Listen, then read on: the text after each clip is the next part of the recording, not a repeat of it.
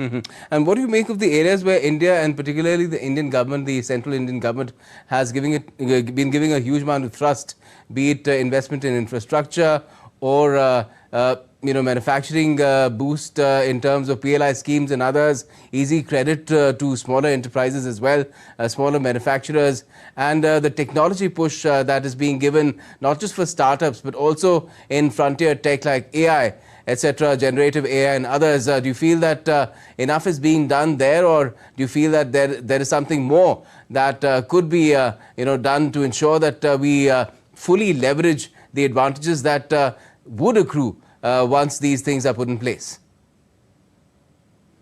Let me preface any remark I make by saying India is an extremely difficult country to run, as all of you, I'm sure, know, and much depends on what happens in the individual state. Agriculture is in their province, and there are many other areas which are part of the state's policy network, and that's why you can see the significant contrast in the performance of different states, with places like Tamil Nadu, Karnataka, and Gujarat doing much better than, say, West Bengal. So much depends on what happens in the individual state. And what is happening in UP will make a big difference to India's overall growth rate. So it is not just the government in Delhi which counts.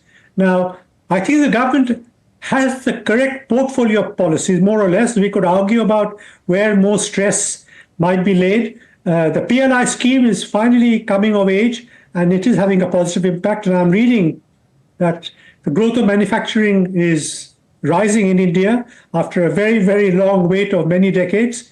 Infrastructure development has been significant, but bear in mind, between 2013 and 2018 or so, the expectations of infrastructure investment were much lower than what actually took place. Between 2020 and 2025, the expectation is that $1.4 trillion will go into investment. That is all areas of infrastructure, roads, ports, communications, urban development. Now, that is a bit of a tall order, given that we lost a good 18 months because of COVID. So let's see what happens until the end of 2025. Infrastructure investment is the key to facilitating the growth of the rest of the economy, and the private sector is very dependent. Our logistics costs, I think, are still in the region of 16%, and I think the aspiration is to lower it to 11 and maybe even less. Logistics costs are very critical for our exports, for example.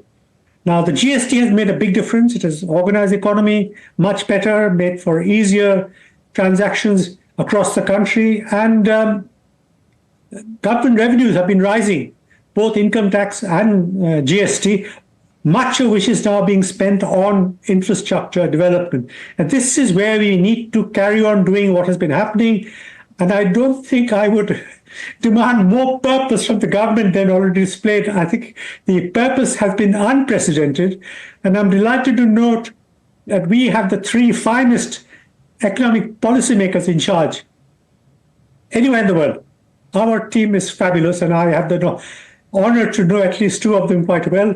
So everything is in its place. We just don't need disruption within India, and we don't need disruption outside India.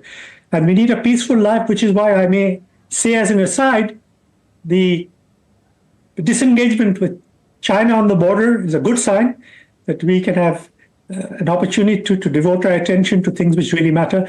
And I'm confident that this government by 2029 will give the economy a great boost.